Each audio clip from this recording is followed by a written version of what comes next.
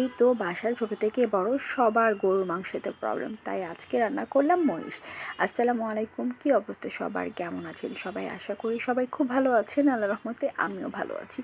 এই তো প্রথমেই কিন্তু বসিয়ে দিলাম কড়াই, দিয়ে দিয়েছি কিছুটা তেল, তারপর কিন্তু পেঁয়াজ। আর মহিষের মাংসে কিন্তু প্রচুর পরিমাণে তেল ছিল, যার জন্য আমি তেলটা একটু কম ইউজ করেছি। তো যাই হোক, এখানে সামান্য একটু লবণ দিয়ে দিব, যাতে আমার মানে পেঁয়াজটা তাড়াতাড়ি কুক হয়ে যায়, কারণ গ্যাস কিন্তু নেই, তার জন্য আমি এই প্রসেসটা ফলো করে থাকি। তো যাই হোক, তারপর দিয়ে দিয়েছি কিছু গোটা মশলা। আমি এখানে দারচিনি, এলাচ দিয়েছি, আর তেমন কিছুই দিইনি। আর সামান্য একটু আস্ত জিরা দিয়ে দিয়েছি। আমার কাছে কিন্তু আস্ত জিরাটা খুব ভালো লাগে। তো যাই হোক, তারপরে একটা তেজপাতা 2টা ফালি করে দিয়ে দিয়েছি।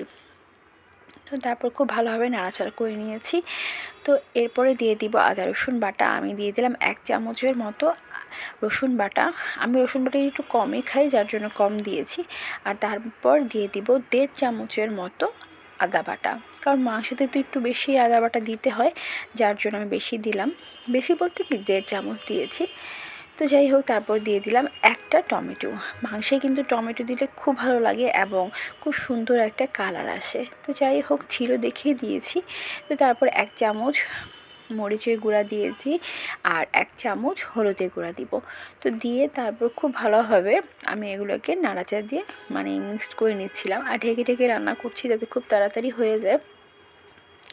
তো এই তো তারপর আমি ঢেকে দিয়েছিলাম। তো এরপর আমি ঢাকনা উঠিয়ে দেখি যে আমার খুব সুন্দরভাবে যত পানি ছিল সুন্দরভাবে পানিগুলো শুকিয়ে গিয়েছে এবং তেল উঠেছে। তো তারপর আমি মহিষ মাংসগুলো খুব সুন্দরভাবে ধুয়ে রেখেছিলাম, তো সেগুলো দিয়ে দিয়েছি।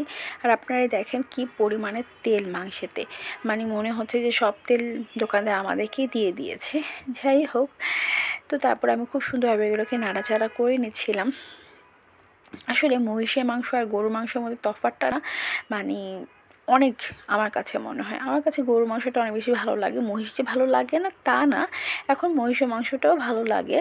তো আসলে আমাদের বাসায় সবই খাওয়া হয়, গরু, মহিষ, খাসি সবই খাওয়া হয়, কারণ অনেকেরই অ্যালার্জি প্রবলেম বা অনেকের হার্টের প্রবলেম, যার জন্য এগুলো আসলে সব ধরনের মাংস আমাদের খেতে হয়।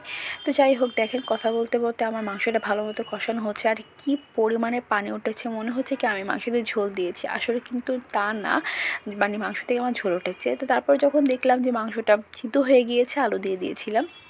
তো তারপর আমি নামিয়ে ফেলবো। এর আগে সামান্য মাংসের মশলা দিয়ে দিয়েছি, আর জিরা গুঁড়া দিয়ে দিয়েছি। তো তারপর আমি মাংসটাকে নামিয়ে ফেলবো। তো দেখেন কি পরিমাণে তেল উঠেছে। তো এই তো আমার মাংস হয়ে গিয়েছে এবং খেতে কিন্তু খুবই দারুণ হয়েছে। দেখতে কেমন হয়েছে অবশ্যই আপনারা কমেন্টে জানাবেন।